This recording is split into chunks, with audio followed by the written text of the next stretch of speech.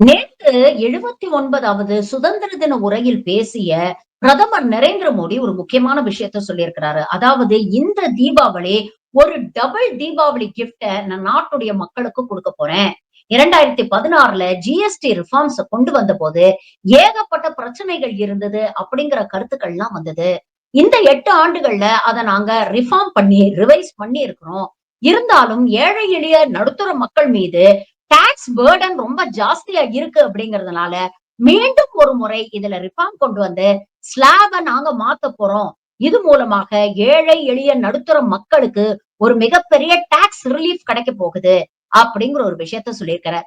இது மூலமா 2 விஷயத்த நாம யோசிச்சு பார்க்கணும். 1 பிரதமர் தன்னுடைய உரையில ஜிஎஸ்டி மூலமாக வரிச் சுமை ஏழை எளிய நடுத்தர மக்களுக்கு ஏறி இருக்கு அப்படிங்கிறத ஏத்துக்கிறாரு.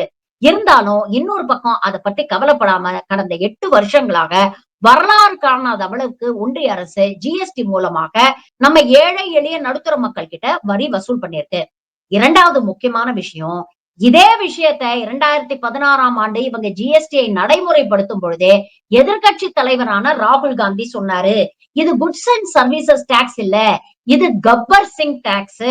ஏழை எளிய நடுத்தர மக்களுடைய பாக்கெட்ல இருக்கக்கூடிய பணத்தை பிடுங்கக்கூடிய வேலையை தான் இந்த கப்பர் சிங் டாக்ஸ் செய்யுது. காங்கிரஸ் ஆட்சிக்கு வந்தா இந்த நடைமுறை மாற்றப்படும்.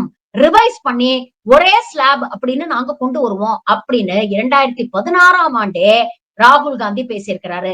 ராகுல் காந்தி அன்னைக்கு இத பேசும் பொழுது இவருக்கு என்ன பெருசா பொருளாதாரத்தை பத்தி தெரியும் அப்படின்னு இந்த ஒட்டுமொத்த சங்கி கூட்டமும் அவரை எள்ளி நகையாடிச்சு. ஆனா இன்னைக்கு ராகுல் காந்தி சொன்ன அதே விஷயத்த தான் மோடி 8 வருஷத்துக்கு அப்புறம் பேசியிருக்கிறாரு. ஆனா இப்ப இதே சங்கி கூட்டம் பாருங்க மோடியுடைய மாஸ்டர் ஸ்ட்ரோக் அப்படின்னு வெட்கமே இல்லாம மோடிய புகழ்ந்து தள்ளுது.